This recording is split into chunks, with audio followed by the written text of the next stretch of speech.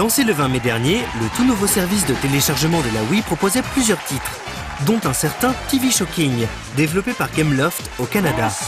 Nous avons donc été faire un tour du côté des locaux français de l'éditeur-développeur, plus connu pour ses productions sur téléphone portable, afin d'en savoir un peu plus sur leurs intentions et le WiiWare en général. Pour rappel, le WiiWare, contrairement à la Virtual Console, l'autre service de téléchargement de la Wii, propose des productions originales, oscillant entre les jeux ultra grand public et les projets les plus fous comme l'excellent Lost Twins.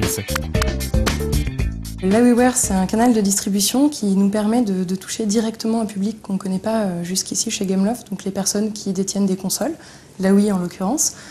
La facilité de connecter sa Wii à Internet et de télécharger ensuite des jeux fonctionne un peu sur le même principe que celui du téléchargement des jeux sur téléphone.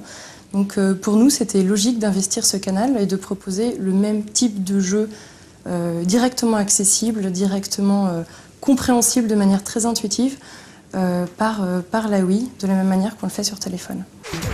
Plus vous donnez de bonnes réponses rapidement, plus vous gagnez d'argent. Chauffez vos neurones, c'est l'heure du quiz. TV Shocking, on a travaillé dessus environ entre 6 et 9 mois en fait. Dès qu'on a entendu parler de cette nouvelle opportunité de téléchargement sur la Wii, on a décidé de s'y lancer par l'aspect logique en fait pour Gameloft. On a voulu être présent dès le lancement du service parce qu'on avait entre autres un produit vraiment en corrélation directe avec le public de la console.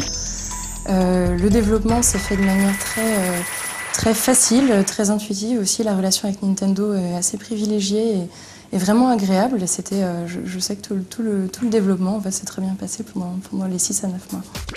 Le WiiWare constitue donc une alternative intéressante pour les petits studios, jusque-là cantonnés au portable et au net, et qui peuvent désormais proposer un jeu Wii avec de petits moyens.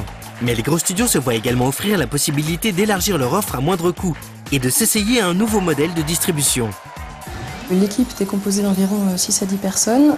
Ce qui est intéressant dans ce jeu, c'est que le gameplay est basé sur un système de quiz. On a environ 3000 questions.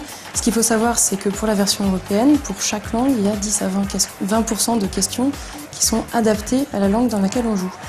Pour les questions, on s'est adressé à des cabinets d'écrivains de questions, on va dire, des professionnels de la question, que ça soit en France, aux États-Unis, en Allemagne, en Italie, pour justement produire des questions vraiment adaptées au jeu et à l'esprit du jeu.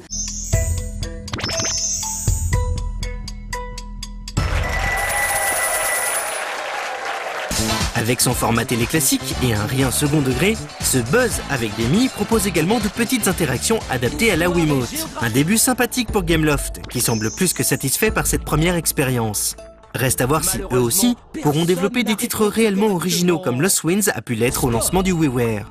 Alors ce qu'il faut savoir, c'est que TV Shocking, depuis son lancement, est classé entre le 2e et le 4e jeu le plus populaire sur la WiiWare. Donc ça, c'est les utilisateurs qui le décident, donc ça montre qu'il y a une réelle attente pour ce genre de jeu. Et oui, effectivement, on a prévu de lancer d'autres jeux sur WiiWare. Bientôt, c'est Block Breaker Deluxe, donc un casse-briques. Et puis, vous aurez la surprise de nouveaux jeux dans l'année. Quelle superbe partie! Quel suspense incroyable!